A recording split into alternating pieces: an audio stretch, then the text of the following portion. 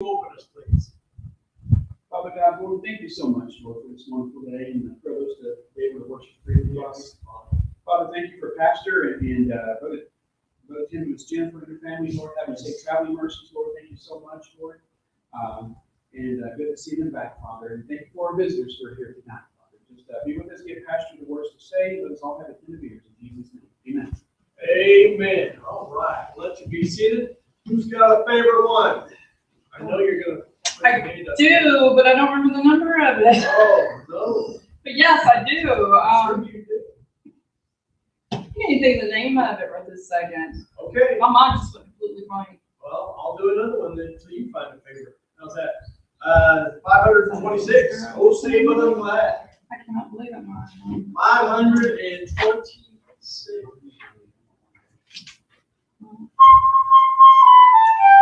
There it is. That is the song in my heart today, something I've never had. Jesus has taken my sins away. Oh, say but I'm glad.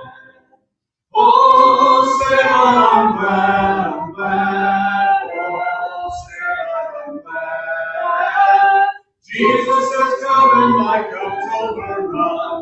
Oh, say but I'm glad.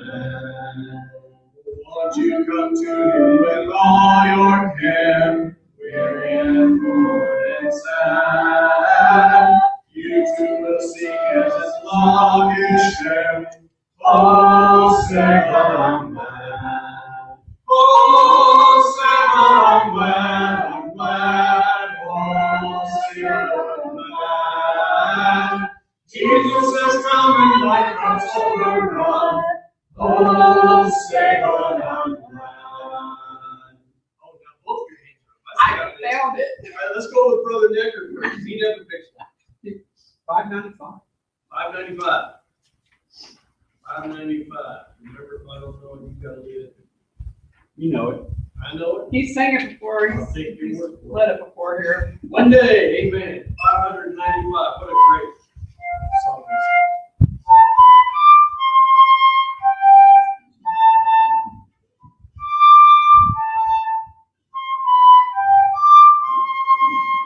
One day when heaven was filled with his praises, one day when sin was as black as could be, Jesus came forth to be born of a virgin. Welcome, lost man, my example is he.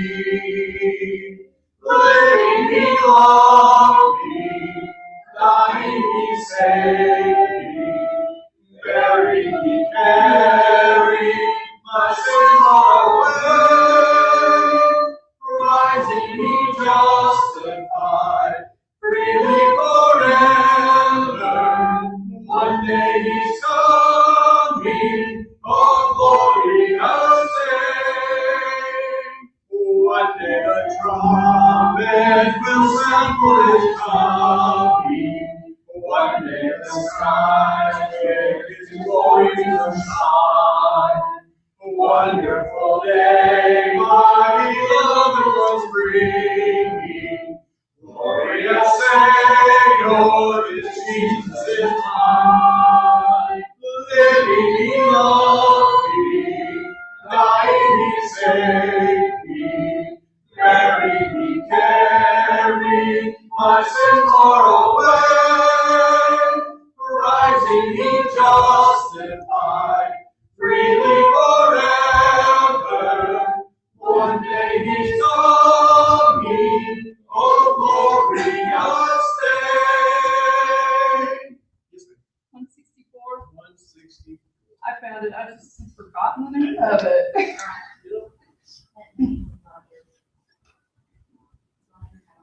Roger House. That was that name. It came to my brain. Came to her brain. Hello, Miss Sarah. 164? Yes, sir.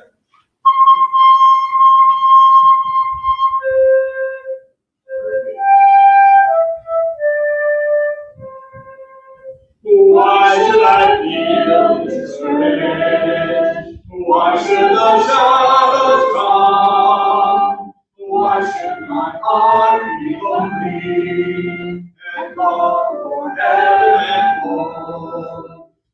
Jesus is my portion, my constant friend is He. His eye is on the sparrow, and He watches me. His eye is on the sparrow, and He watches me. I sing because I'm happy. I sing because I'm free. For His eye is on the sparrow, and He watches me. Whenever I am tempted, whenever clouds arise, when songs give place to sighing, when hope within me hides, I draw the closer to Him, from care He sets me free. His eye is on the sparrow, and I know He watches me. His eye is on the sparrow, and I know He watches me. See that? I sing because I'm happy. I sing because I'm free. For His eye is on the sparrow, and I know He watches me. Let's do one more and we'll get into our message tonight. Anybody think you know this one? Oh, there you are. I can't see this. Yes. 386.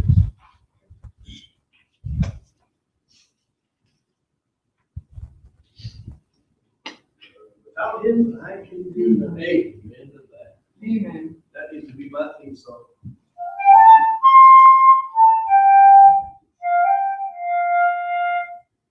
Without Him, I could do nothing.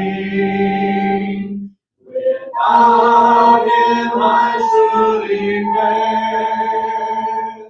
Without Him, I would be drifting like a ship without a sail. Jesus, oh Jesus, you know Him today. Without away, oh Jesus, when I hear how lost I would be. Without Him I would be dying. Without Him I'm being saved. Without Him life would be hopeless. But with Jesus, thank God, I'm saved. Amen to that. Jesus, oh Jesus, do you know Him today? Please don't turn Him away, oh Jesus, without Him, how lost I would be. Have a word of prayer from you offer. And if you have an offer, just drop it in the plate on the way out or put it in the song, that's fine. Either way you would like to do that. But kid, would you please? Dear Heavenly Father, thank you for this time. Lord, let us give back wherever we can. Lord, just bless the gift, healing gift. In Jesus' name, amen. Amen.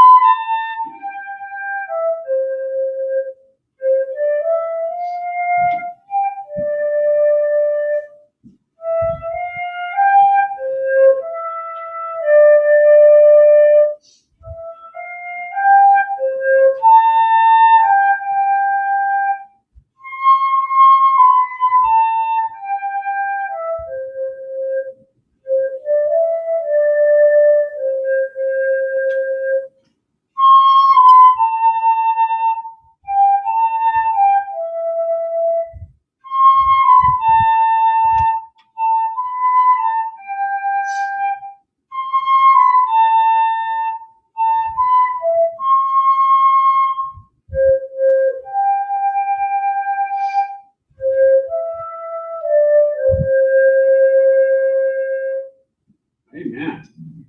And what was that? Grace alone. Okay.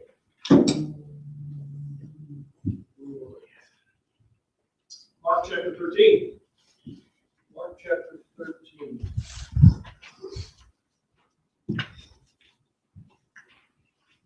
We've been going through the Olivet Discourse in the eyes of Mark. And it's been a good study so far. We talked the first week of be not deceived. Why? Because there's going to be people coming saying that they are the Christ and trying to deceive many, and false prophets will come, pointing to false messiahs and those kinds of things. So be not deceived was the first thing that Jesus said to the disciples. So remember, they asked, what, 3 questions, didn't they? What were the questions? Do y'all remember? 3 questions that the disciples asked as they came out of the temple that day. I can't hear you. You mumble it. Thinking, what are the signs? Okay, that's one of the questions. What are the signs of your coming? What are the signs of the end of the age? And the first question that they actually asked was, when shall these things be? Remember, they came out of the temple and they're marveling at how beautiful the temple was, how great it was arrayed in fine gold and the decorations and all these other things. And Jesus turns and says, listen, guys, there's coming a time that not one stone will be left upon another one. Can I tell you, when Gina and I went to Israel, that's absolute. Now, it's been kind of started to put back a little bit with the Alaska Mosque and stuff like that. But can I tell you, they leveled that place all the way down to the foundation stones. The only thing they left were the foundation stones. Okay? But that was from where Herod had built the temple up to expand it. Honestly, it wasn't even part of the original temple. But so not one stone was left upon another, as Jesus said. That happened in 70 AD. We'll talk about that a little bit. But again, the questions were, when shall these things happen? When is this place going to get destroyed? What are the signs of thy coming and of the end of the age?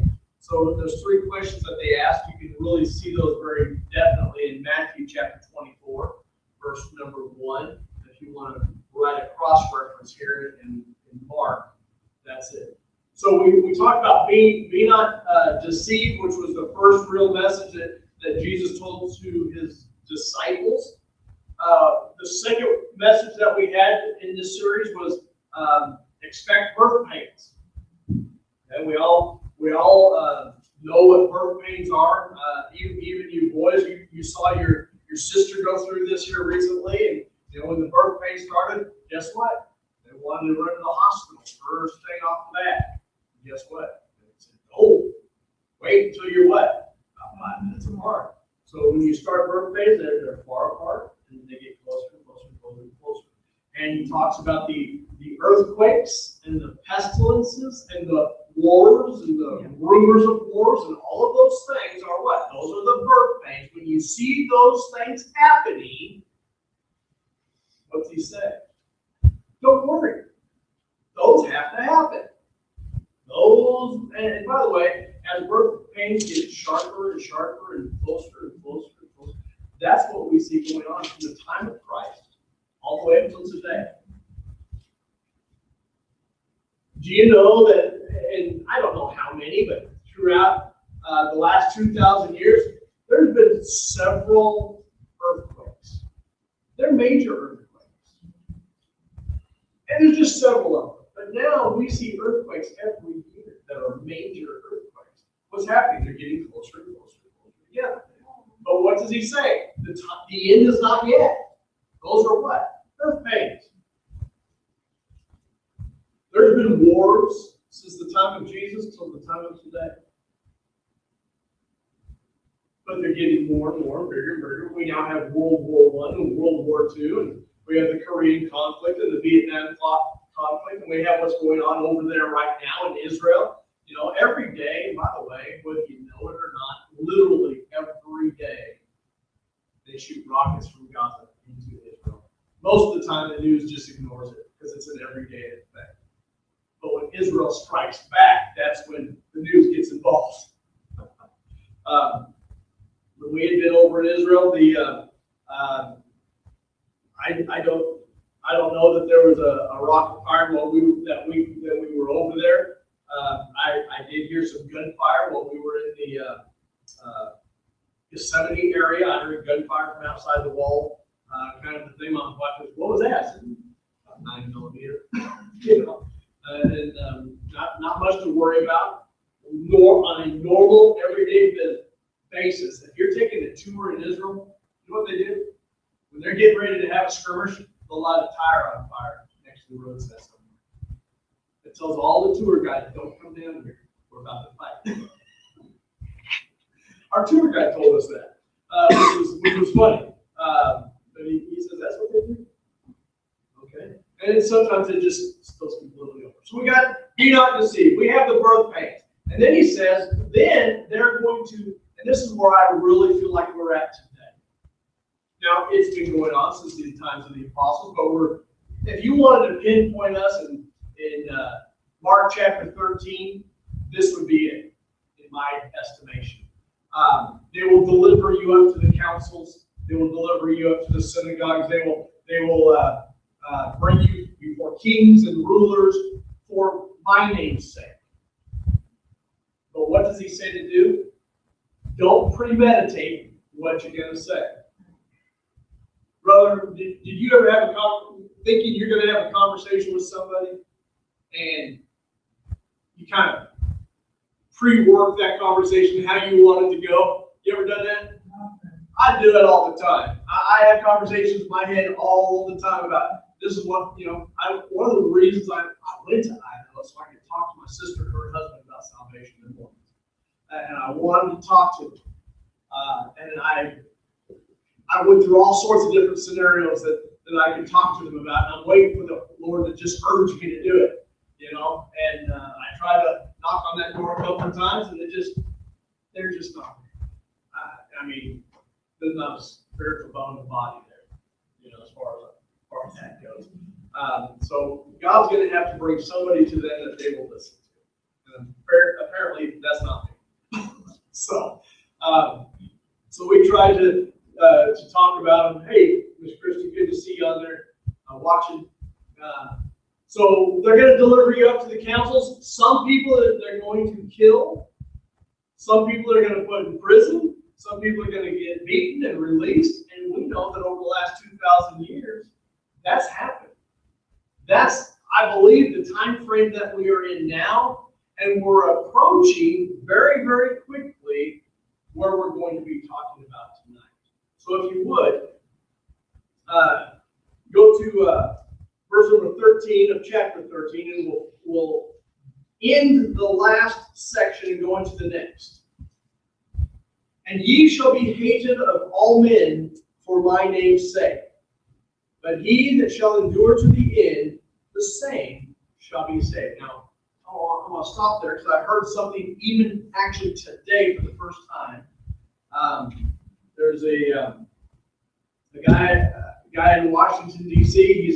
He's a parent and a school teacher, and the school puts something out to the teachers to describe how they want to teach critical race theory. And on this paper were two columns. On the one column was all the good things. There was the different races that were listed there. There was LGBTQ, all that kind of stuff was listed there. And anything that was liberal and good, socialism was good. And on this bad side were white males, Christians, and extreme religious people. They were the enemies, and these were the good guys. And he exposed, as a teacher, he exposed that. And it's in the media now. And it's amazing what our national education system really wants to do to our kids. So that, I say that because we are becoming hated by all people. Yes. You go to South America, it's the conservative Christians, those that are not considered Catholic.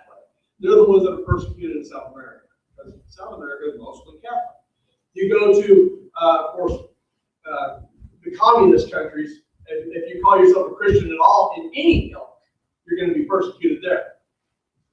And all across the world, you know, the Muslim populations and things like that, everybody hates Christianity. You can be a Muslim in America and be fine, but don't dare say that you're a Christian. Okay? And that's why I think that's where we are right now. I think that's where we are, and the persecution is going to come to America if the Lord doesn't come back first. Now, I am premillennial and pre-tribulational in my rapture. Yes, sir. Go ahead. Oh, and I would like to add this because it's now starting as well. I don't know how far it's going to get. I hope there's a big backlash, but if you're, on the other side, ladies are no longer ladies. Yeah, ladies are no longer ladies. Don't get offensive, ladies. It's not me saying it. They're birthing persons. How offensive is that? You're a birthing person. Very expensive. I'm a non-birthing male. You're non-binary. Non-binary. Binary. I don't even. Yeah, don't even Even ask. saying it gets early. Yeah. Amen. Okay, let's go on. Okay. Let's go on. So we are being hated. That's why I think really America or the Christianity today, the world today, is in verses 12 and 13. If you wanted to pinpoint a time frame. Okay? Now, in Matthew 24, in Mark 13, and in Luke 21, Jesus does not, in any way, shape, or form, reference the rapture. Okay? He references the three questions that are being asked. What were the three questions? When will the temple be destroyed? What's the sign of your coming? That's the second coming. And what's the sign of the end of the age? Those are the three questions. The rapture has nothing to do with chapter 13. Could you probably pinpoint it if you wanted to as a pre-tribulational rapture? Yes. But it's not mentioned here, so I'm kind of bypassing it. But to let you know where I'm at, I am premillennial, pre-tribulational rapture, and I think it's right around the corner, if not tonight. That's how close I think we are. Which means we ought to be doing what? Doing more and more and more, getting ready, getting other people ready for that thing. So when we get to verse number 14, he actually jumps from today into the tribulation period. Okay? So in verse number 14, but when ye shall see the abomination of desolation, spoken of by Daniel the prophet, standing where it ought not, let him that readeth understand. Then let them that be in Judea flee to the mountains, and let him that is on the housetop not go down into the house, neither enter therein to take anything out of the house, and let him that is in the field not turn back again to take up his garment. What is he saying? He says, listen, when you see that thing happen, the Christians that are on the earth at that point need to do what? Run, hide, flee. Period. Now, let's be real. He's talking to Jewish Christians on the Mount of Olives in Jerusalem. Okay? That's where he's talking about. That's the context of this. And I was listening to a couple people actually today about this, kind of seeing what other people were saying, and both guys, they didn't say it, but they are what's called preterists. And a preterist is somebody who thinks that everything has already been done all the way up until this literal second coming. Everything in the book of Revelation is done except for the literal second coming. That's what the preterists believe. Okay, now, I'm sitting there, I'm listening. They didn't call themselves preterists, but the way they were speaking and what they were leaving out and what they were including told me what they were thinking. Okay? Now, the preterists, again, believes that all this is already done. But I can tell you it's not. I can tell you it's not. There's too many scriptures that say it's not. So, what is this abomination of desolation? Okay? Y'all talk to me just a little bit here. What is the abomination of desolation? Yes, ma'am. When the Antichrist defiles the temple in Jerusalem. Well, guess what, folks? There's no temple in Jerusalem. No. Which means what? You can't follow it. He can't defile it yet. Can't do it. Now, let me go back, because there are some people, good people, who believe that Antiochus Epiphanes back in the 2nd century BC fulfilled this. No. Okay? No. I think that he was probably a type of, a picture of. Jesus is talking in the present. He's talking in the present about the future. Right. So Antiochus Epiphanes could not do that. Right. Exactly. So the other preterist option is that Titus fulfilled this in 70 AD when Jerusalem was destroyed. Is there a problem with that? They're calling him the Antichrist. They're calling Titus the Antichrist, who he was the son of Vespasian, the Roman Empire. Now, when he destroyed, and give me just a second, and then I will get to you. And they say that during that time frame, the zealots, the religious zealots of the Jews, were actually causing people to be killed and defiling the temple within the temple. Therefore, it was fulfilled in that way. But Titus wasn't the one doing it, so he couldn't do it. Yes, go ahead. Well, like I said, if you 3.5, that's during the middle of the tribulation period. Yep. 3.5 years later, you know, Christ comes in Armageddon and establishes this 1,000-year reign. Well, what happened to the first 1,000 years after Titus?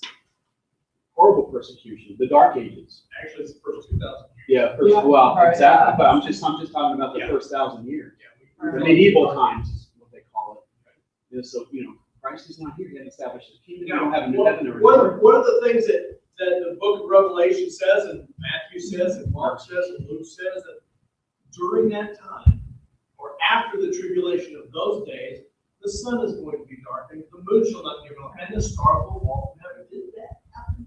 Is there any record in history that anything like that happened? No. The answer is no. The book of Revelation says that the seas will become blood. They will be turned into blood because all the death and stuff. Does that happen? All the fish in the sea die. That doesn't happen. So there's plenty of evidence prophetically and physically, thank you, that this hasn't happened yet. Titus could, again, be a type of, be a picture of what's going to happen. But if the Antichrist stands in the temple, as according to what Daniel the prophet says, hold your place here, let's go to Daniel, chapter 9. Daniel, chapter 9.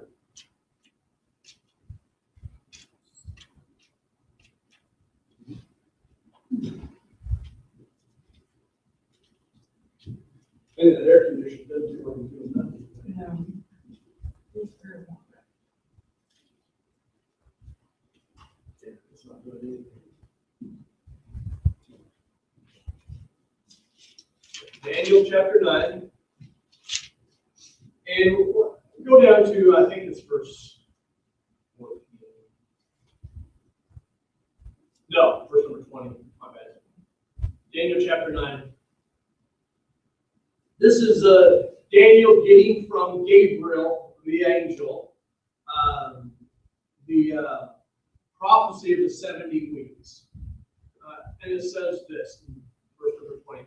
And while I was speaking and praying and confessing my sin, and the sin of my people, and presenting my supplication before the Lord my God, for the holy mountain of my God. Yea, while I was speaking in prayer, even the man Gabriel, whom I had seen in the vision at the beginning, being caused to fly swiftly, touched me about the time of the evening oblation. And he informed me and talked with me, and let's get down to it. Verse number 24 is actually where the prophecy starts.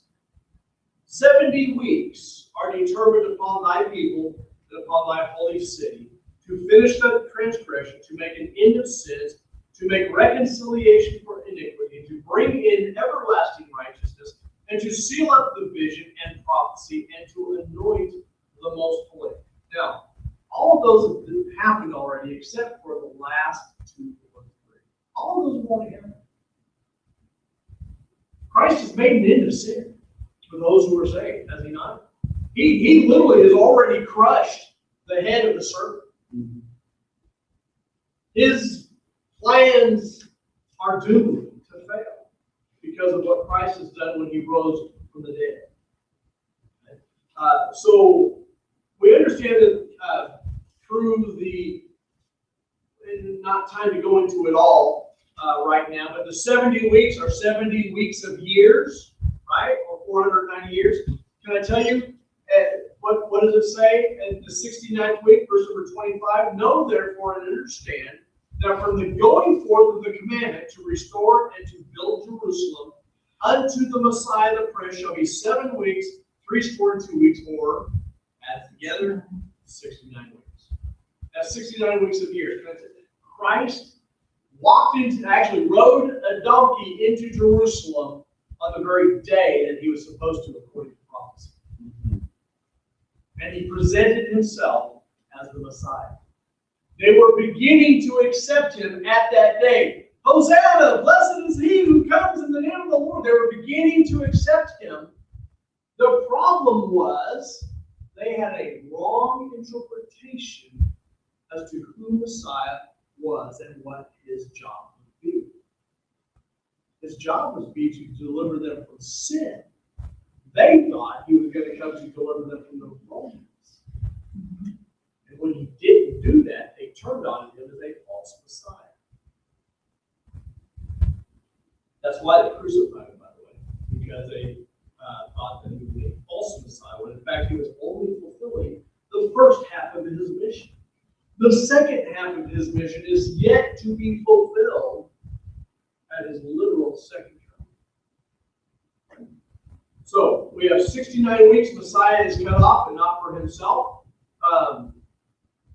But look at this: the street shall be built again, and the wall even in troublous times. So if Messiah is cut off and the temple is destroyed, it says here that it's going to be built again, another time. And after 62 weeks shall Messiah be cut off, but not for himself, and the people of the prince that shall come, that is Antichrist, that shall come shall destroy the city and the sanctuary, and the end thereof shall be with a flood unto the end of the war. Desolations are determined. Now, the city was destroyed in 70 AD by Titus, but it's the prince of the people of that particular place. There's a double prophecy here, both of Titus destroying that, and later on when he, verse number 27, when he confirms a covenant for 1 week. Again, hasn't happened yet. We've got all the way up to verse number 26, and all those prophecies haven't been fulfilled. Verse number 27 has not been fulfilled at this point. And he shall confirm the covenant with many for 1 week, and in the midst of the week he shall cause the sacrifice and the oblation to cease. Now, stop. How many days are there in a week? What is half a week? 3.5 days. 3.5 days. So keep that in mind, and we'll finish reading this, and we're going to jump over to chapter 12. In the midst of the week, in the middle of the week, he will cause the sacrifice and oblation to cease, for the overspreading of abominations, he shall make it desolate, even to the consummation, or the end, and that determined shall be poured upon the desolate. Now, if you would go to Daniel chapter 12.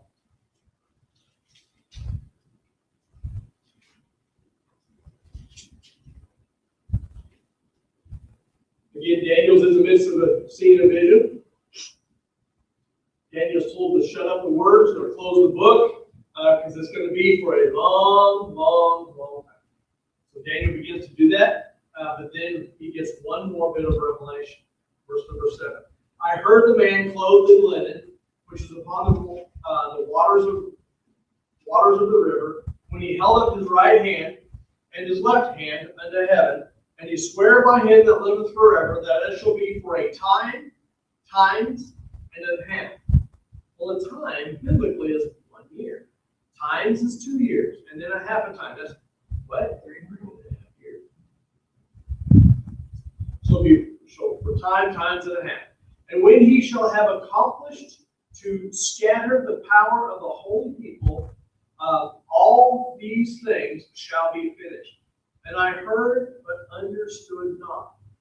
Then said I, O my Lord, what shall be the end of these things? That's the same question that the apostles asked. Mm-hmm. What shall be the end of these things? And he said, Go thy way, Daniel, for the words are closed up and sealed till the time of the end. Many shall be purified and made white. Many people are going to be saved. Amen. And tried. Tribulation. But the wicked shall do wickedly, and none of the wicked shall understand, but the wise shall understand. And from the time that the daily sacrifice shall be taken away. Now, the reason I know this didn't happen in Titus's time, because you can do the math, and you know that certain things did not happen in the time frame that this is mentioned, which means what? It's still yet future, right? If it wasn't fulfilled then, it's got to be fulfilled when we get getting close to the end of the tribulation. Verse number 11. And from the time that the daily sacrifices shall be taken away, and the abomination that maketh desolate set up. Now notice, it's not somebody walking into the temple saying, I'm God. Now, he's going to do that as well. But this says the abomination of desolation is set up. What kind of things do you set up? When you move into a new house, you got to kind of set it up. What do you do? You put the couch where the couch goes, you put the bed where the bed goes. You're putting the house in order. Something is set up in the temple. Okay. We'll find that in just a minute when we get to the book of Revelation. Okay. But it is set up. There shall be 1,290 days. Quickly, do your math. How long is that? 3.5 years. 3.5 years. It's the first half of the tribulation. Blessed is he that waiteth and cometh to the 1,305 and 30 days, or 1,335 days. That's the second half of the tribulation. Why is it longer than the first? Because he's setting up the millennial kingdom. But go thy way till the end be, for thou shalt rest and stand in thy lot at the end of the days. Okay, Daniel, no more for you. Put it away. Just live out the rest of your life. In the end, you will stand in your lot. That's what it says. Now, if you would go to Revelation chapter 13. Remember, the abomination of desolation is something that is set up. Now we know it's the Antichrist that sets it up, or causes it to be set up. But what is it? Chapter 13.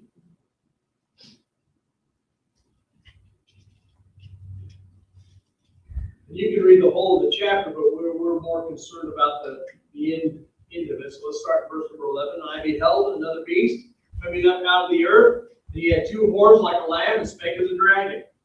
And he exercises all the power of the first beast. Now the first beast is the Antichrist. The second beast is the false prophet. Okay? So in verse number 12, he's talking about the false prophet. And he causeth, he exercises all the power of the first beast before him, and causes the earth and them which dwell therein to worship the first beast, whose deadly wound was healed, and doth great wonders, so that he maketh fire come down from heaven. Now, as far as I can remember, I don't know that Titus was able to do that. Had somebody been able to call fire down from heaven, kind of like Elisha did, you would think that somebody would have recorded it. You'd think. Okay. So he makes fire come down from heaven on earth in the sight of men. So everybody gets to see it, and deceiveth them. What did Jesus say? Be careful that no man deceive. They deceive them that dwell on the earth by the means of those miracles which he had power to do in the sight of the beast. That's the first. Saying to them that dwell on the earth that they should make an image. Here you go. What was Israel's main problem through all of their history? Their main problem was always what? Idolatry. Which always led to... Leaving God and worshiping. Yeah, well, that's what idolatry is. It was leaving the one true God and worshiping the false, but it always led to sexual sins. It always led to corruption. It always led to all the breaking of all the other commandments. So here it is, that they should make an image to the beast, which had the wound by a sword and did live. And he had power to give life unto the image. How many of you ever been to Disney? Not that I'm promoting it here. But you remember, I remember as a kid, we went to Disney, we lived in San Diego, and we went to Disneyland 2 or 3 times. And I can remember going into the presidential thing, Abraham Lincoln sitting there. And Abraham Lincoln was sitting there, and all of a sudden he'd come alive. He'd stand up, he'd take a step forward, he'd give his Gettysburg Address or whatever it was he was given, and you couldn't tell him he was animatronic. That's right where we were. Mm-hmm. You couldn't tell. I mean, it was so well done. And he'd finish, and he'd go, and he'd sit back down, and you remember that, don't you? Remember seeing that? I'll tell you what, it was an awesome thing to see, especially as an 8-year-old. It was like, wow. But this guy's going to be, this false prophet is going to be able to make the image of the beast, the idol, to come alive. You won't know it's animatronic. Maybe it's an android. Maybe it's an alien. I don't know. But this image that we are to worship is an idol. That's the abomination that makes it desolate. It's not a man. It's the idol of the man. Okay?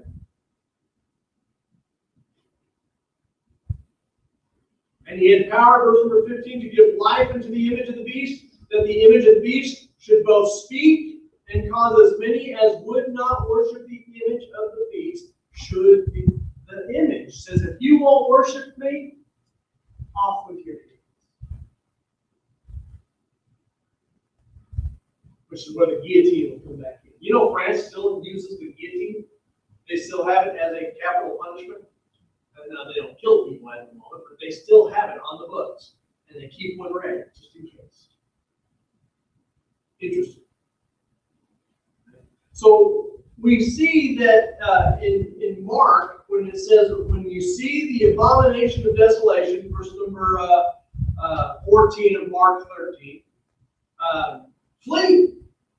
Flee. And look, it's 15, 16, 17, and 18. Don't turn back. In other words, as soon as you realize that this guy is who he is, run. Now, the question is, who's going to run? Who is supposed to run? Who is he talking to? Jews and Christians. Actually, Christian Jews at this particular point. By extension, anybody who doesn't worship the image. By extension. That means those who have been saved through the witness of the 144,000, those who, Jews that will not bow the knee to the Antichrist because they realize that he is the false God because he puts an idol. That's how they realize it. It's not because he stands there and says, I'm God, but because he puts an idol in its place. That's how they recognize it. That's an amazing thing. So with that said, and this happens according to chapter 13, according to Daniel chapter 12, it happens in the mid-time of the tribulation. We've been raptured out. There's been thousands upon thousands of people saved since then by the witness of the 144,000, and those people get saved and they tell somebody else. So there could possibly be hundreds of thousands of people saved during the tribulation time. Considering all the chaos that's going on, it's going to be easy to point to and say, see, and the only people that won't believe are those who believe the lie. Right? God says, I'll send them a strong delusion that they should believe the lie. But he says, when you see this happen, don't go back home. Don't go gather your stuff. Don't even turn back and pick up your cloak that's sitting on the machinery out in the field. Just run to the hills. Now remember, there's a special place that God has prepared for the Jewish nation during this time frame. I personally believe it's Petra, or the Rose City. That 75 cents today. Get you a cup of coffee? Okay. That's my personal opinion. But God is going to miraculously cut those days short so that humans can and will survive. But what happens right after that, we'll discuss this. Okay. Any questions on tonight or any comments? Preacher, any comments? Okay. Wednesday nights, man, come on, talk back to me. I don't mind a bit. Don't mind a bit. Okay. Oh, we got a lot of people online. Hey, there's Miss Aline. Good. Good to see you, Miss Aline. Okay, let me go to, Sarah had a list of prayer requests. Let me go there. There you are. So we're going to go into our prayer time now. If you want to stay and pray with us, you're more than welcome to. You're more than welcome to get up and go about your way at this particular point. As soon as we take requests, we'll dismiss. And y'all free to do what you got to do. Okay. So Sarah, let's start with her.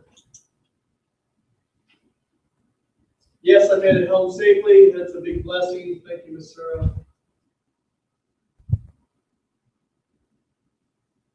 A lot of good things to say about Noah. Thank you. Lots of good things to say about Brother Noah and his message on Sunday.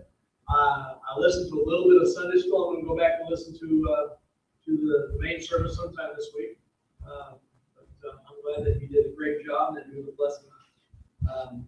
She says that their pantry and refrigerator are full. That's good. It's always good to have food in the house, right?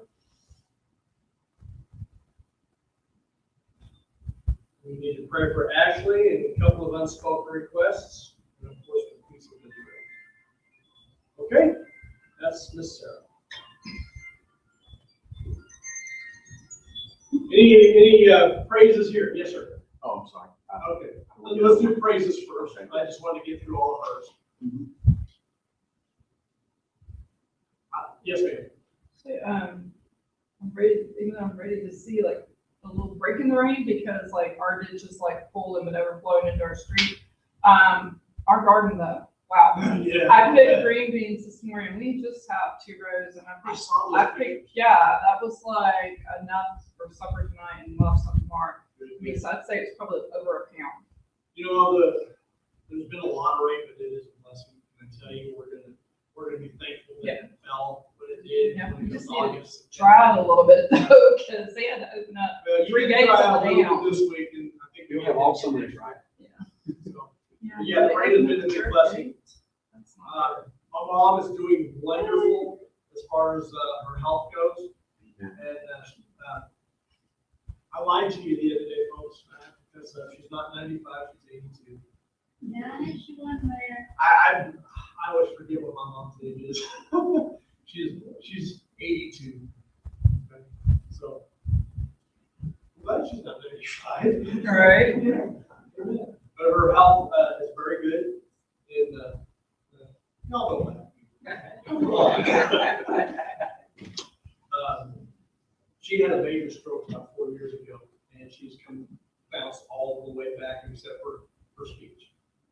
And so she was out weeding the garden, and I had to fix all the irrigation hoses and all that kind of stuff so she could irrigate. She does. She irrigates and all that kind of stuff. So blessings there. My sister, the whole family seems to be doing well at this particular point. So big praise from me. Just wish you and Jared would go for us. Work and duty calls, right? Okay. Yes, ma'am. I have one more. My mom is using her walker less and less, so she's able to walk around with a cane, Good, good. short distances. So she's getting better. Good. Yes. So, Yes. And my brother moved it down there, so she had to do the doctor. So we gave medicine for breathing good. and for another issue since that. Good. Any other blessings? Okay, prayer requests. Brother Necker, I saw your hand up. I have an unspoken. Unspoken. Anybody else? Unspoken requests? 1, 2, 3, 4. Times 4, if you would. Anything specific? We need to pray. Yes. The downside of all the rain for me and humidity has been that I've felt worse. over the Oh, yeah. last month. So much allergy stuff. in the Well, air. it's not that for me. It makes the RA Oh, the act RA up, kick the up. inflammation want to kick up, and so Friday is treatment day. Yay! Uh-huh. And I have really felt it the last couple of weeks, so I'm ready. For the church, honestly, I would love to find somebody that can be singing things like that. That'd be great. We can get that, so you'll pray, that maybe piano player, things like that. Anybody else? Yes, ma'am.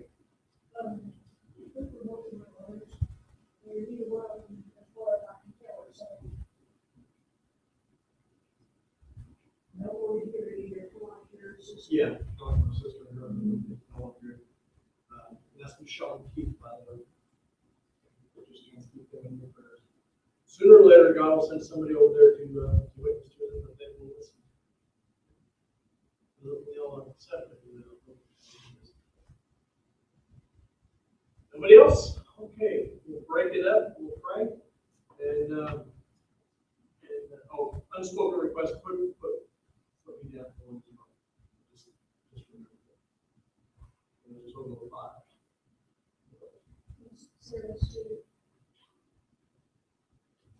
Yes, so there's 6 of them. Yeah, we'll just mention Sarah. God knows. How's that sound? Okay, we'll break it up, we'll pray, and you are dismissed from your day, or however you feel like you need to go about it.